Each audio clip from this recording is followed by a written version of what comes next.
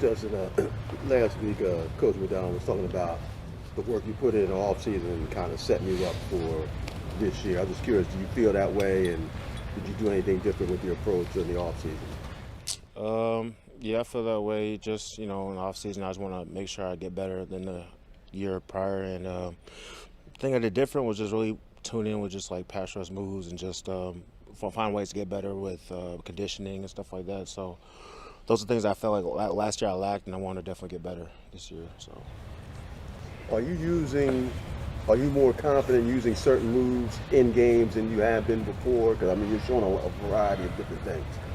yeah, I feel like as I practice and I get confident doing it against my teammates, I feel like I can get more confident in the game. I just pull it out and usually works. So try to time it up good too. Yeah.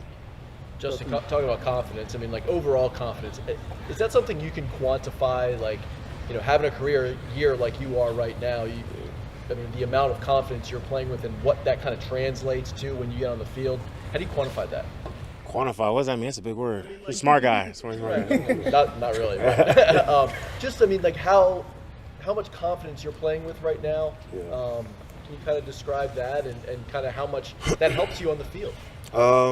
Yeah, I would just say just listen to Coach like Chuck, Weave, and just in terms of like run, play, action, pass, and stuff like that. Just the little things that they tell us to do. I just like try to practice it, and then on film we watch after practice is over, and I'm like, that looks good. I'm gonna play it like that in the game. So just like taking it one day at a time and just executing those moves over and over and just not get tired of doing it. I feel like it translates to the game. So.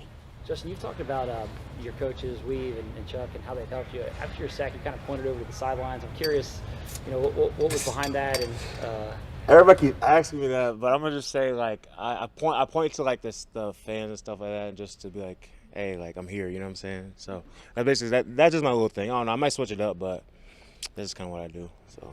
Justin, do you ever keep track of stuff going on at the trade deadline and to have a trade deadline pass where, you're talking to John the other day and said, we really like our guys, we really like our roster. Does that feel like an endorsement of the guys who have been here, getting this team to 62 records? I don't really pay attention to the trade deadlines and stuff like that. When you hear like a blockbuster trade or something like that, like the Commanders got Chase and Sweat out of there, like stuff like that I hear about, but I don't really pay too much attention to it. It's just when it's like a breaking news or something or like a shocking trade, that's when I hear about it, to be honest with you. So.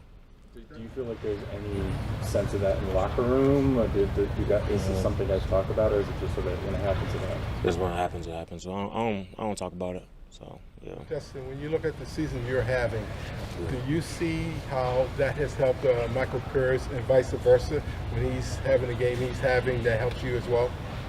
Yeah, I feel like we help each other, just being in terms on the same page on pass rush games, who's the middle push guy away from the back and stuff like that. Just communicating, just keep talking, keep practicing in practice, believing in each other, just having confidence in each other and, loving on each other. Like we go out to go eat together, just building that chemistry strong so we can like trust each other when it comes to game day. So. Are you guys doing more stunts that you've done in the past? Say what time? Are you doing more stunts than you've done in the past? Yeah, I would say so. Yeah. Do you feel like Travis Jones is having a little bit of an under-the-radar breakout as well this year? He's been balling. You notice that, right? Yeah. And I told him, I was like, when you balling, bro, like everybody's going to ball. Everybody's going to eat because you're just a young guy that's just super strong, super fast, super quick. And, like, when you bring that out every day, become your best self every game, like, you just help this defense so much more, bro. Like, you don't know how much power you have. That's why I tell him.